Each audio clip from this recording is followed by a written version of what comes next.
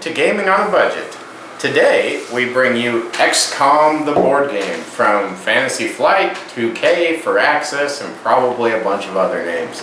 XCOM is a game you've probably heard of, though if you haven't, it was a bit controversial when it first came out due to the fact that it is driven primarily by an app.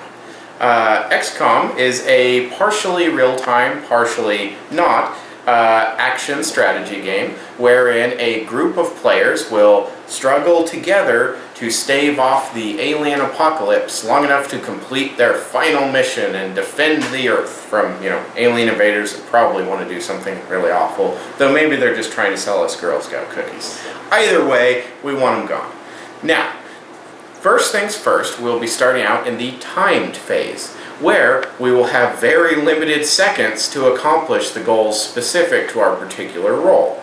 Things like conducting research for the scientist, which will be done here, assigning soldiers to complete missions and defend our base from the squad leader over here. The commander will be doing things like monitoring the panic levels, assigning crisis cards. These are always bad. There is no good crisis card.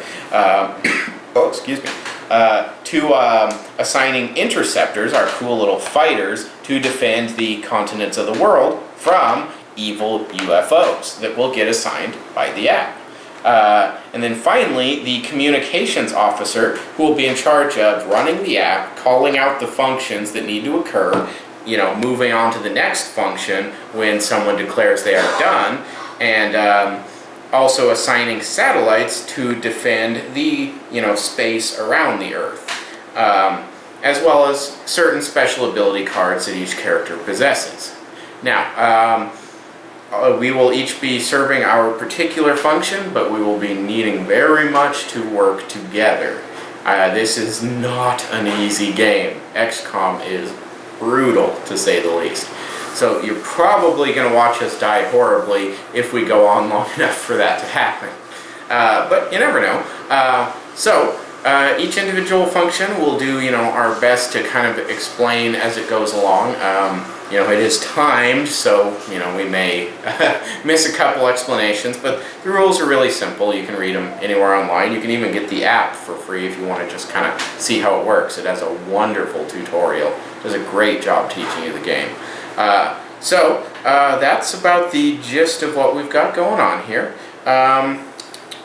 Most of the setup is, some of the setup is done ahead of time, some of it is done through the app. We've taken care of all that because watching people set up is hideously boring. So, we're just going to go ahead and get started with the game as soon as we switch over, and there you go.